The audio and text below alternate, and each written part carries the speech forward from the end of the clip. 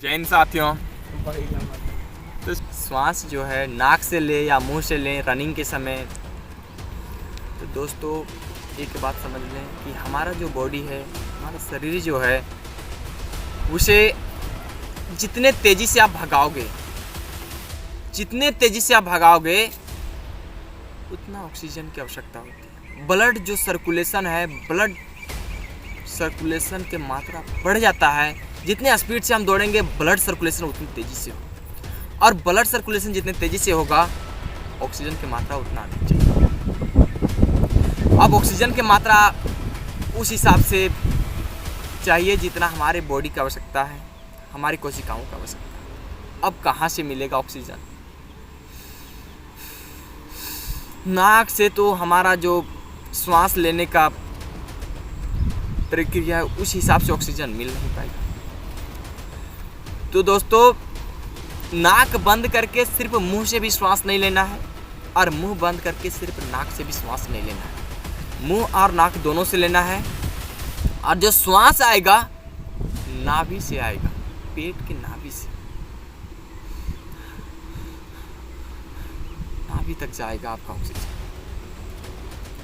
उससे क्या होगा कि आपको थकान बहुत कम लगेगा, थकान बहुत कम महसूस होगा। ऐसा भी ना कि आप श्वास को चेस्ट में डाल रहे हैं, क्या होगा कि लास्ट में चेस्ट पेन होगा। तो आप नाभि से श्वास छोड़ें तो आपका रनिंग जो है दोस्तों बहुत ही अच्छा बनेगा। और नाक से अगर आप देख लें, नाक से नाभि तक नहीं जाएगा। और हाँ, अगर हम रनिंग कर रहे हैं, नाक मुंह दोनों चल रहा है, और नाक और मुंह दोनों यूज़ करके देखिए दोस्तों, और आप रनिंग करें तो आपका रनिंग इतना बेहतर होगा दोस्तों। आपका 1600 मीटर का टाइमिंग जो है बहुत ही जल्द, और जितना रेपिटेशन है, हर एक रेपिटेशन अच्छे ढंग से लग पाएगा आपका 1 हफ्ता तक। अगर आप रेगुलर नाक से श्वास लेकर के दौड़े हो तो आपको प्रॉब्लम होगा। शुरुआत में मुंह खोलने पर थकान हल्का सा महसूस होगा, आदत बदलने में हल्का सा प्रॉब्लम होता है दोस्तों। तो इसका मतलब नहीं है कि आदत बदलने से इंसान नहीं बदलता है। आपका रनिंग में भी इम्प्रूवमेंट आएगा, और अच्छा खासा इम्प्रूवमेंट आएगा। आप एक बार तो नाक और मुंह दोनों का यूज़ करके देख लीजिए 1 हफ्ते तक, आपको 1 हफ्ते में पता चल जाएगा दोस्तों। उसके बाद आपको क्या है कि कुछ एक पॉइंट और भी मैं बतला देता हूँ कि जैसे कि आप बहाली में गए, कभी ओस में सोने का आदत नहीं था, आपका रनिंग बहुत ही बेहतर है। अब क्या हुआ कि ओस में सोएं, नाक बंद हो गया, और हमें नाक से लेने का ही आदत था श्वास।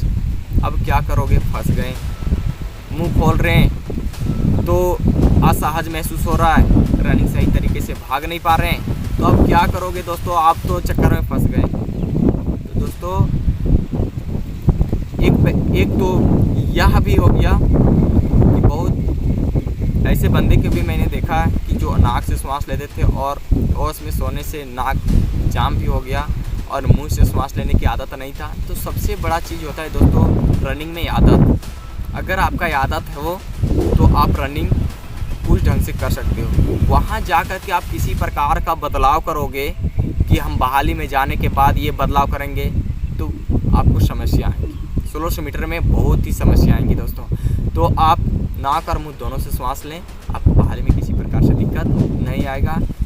बहाली में ऐसा भी होता है दोस्तों कि अगर हम पीछे लग गए तो कभी ऐसा भी होता है, मोमेंट बनता है कि 50 मीटर जगह मिल रहा तो 50 मीटर में खींचना है, 20 मीटर जगह मिल रहा तो 20 मीटर में खींचना है।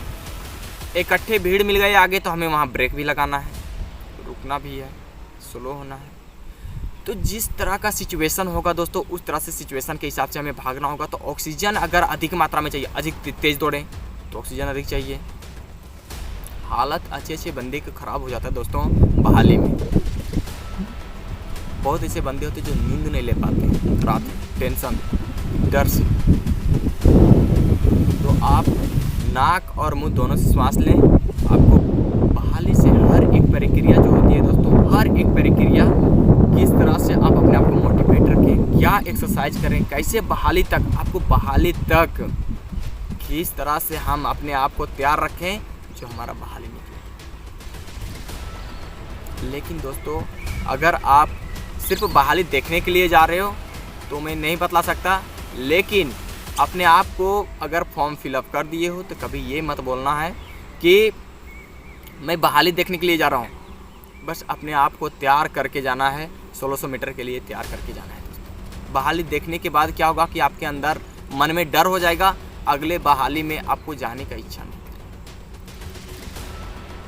बहुत ऐसे कम बंदे होते हैं जो बहाली में छटने के बाद अपने आप को मोटिवेट करके फिर दूसरे बहाली में जा करके एक्सेलेंट लगाते हैं। बहुत कम ऐसे बंदे मिलते हैं और बहुत ऐसे होते हैं जो डर जाते हैं, जब तक उन्हें बहाली का मौका दिया जाता है तब तक बहाली नहीं निकाल पाते हैं। बस डर, मेहनत करते हैं लेकिन डर जाते हैं। इसलिए मैं बतलाता हूँ, पहला बहाली में आप जी जान से मेहनत करके जाना है दोस्तों। आपका जो रनिंग है 100%, आपको कभी ये नहीं सोचना कि हमें रनिंग नहीं निकालना है। जो माँ बाप का पैसा हम खर्च किए हैं, इतने दिनों में डाइट में खर्च किए हैं, फॉर्म फिलअप करने में खर्च किए हैं, भाड़ा में बहाली तक पहुँचने में जो भाड़ा खर्च किए हैं, कैरेक्टर सर्टिफिकेट बनाने में जो भाड़ा खर्च किए हैं, फ़ोटोकॉपी में जो भाड़ा खर्च किए हैं, जो पैसा खर्च किए हैं हम फ़ोटो खिंचाने में, ये सब का जो है हमें कर्ज चुकाना है। ये सब सारे आपके गार्जियन आपको कर्ज के रूप में दिए हैं। उसे क्या चाहिए? उसका रिजल्ट चाहिए। जिस समय आप रनिंग निकाल करके उसका रिजल्ट दे दिए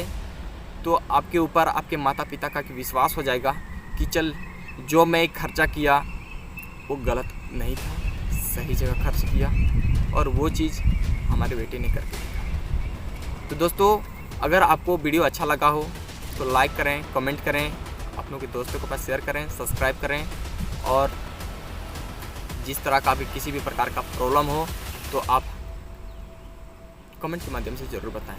तब तक के लिए जय हिंद साथियों।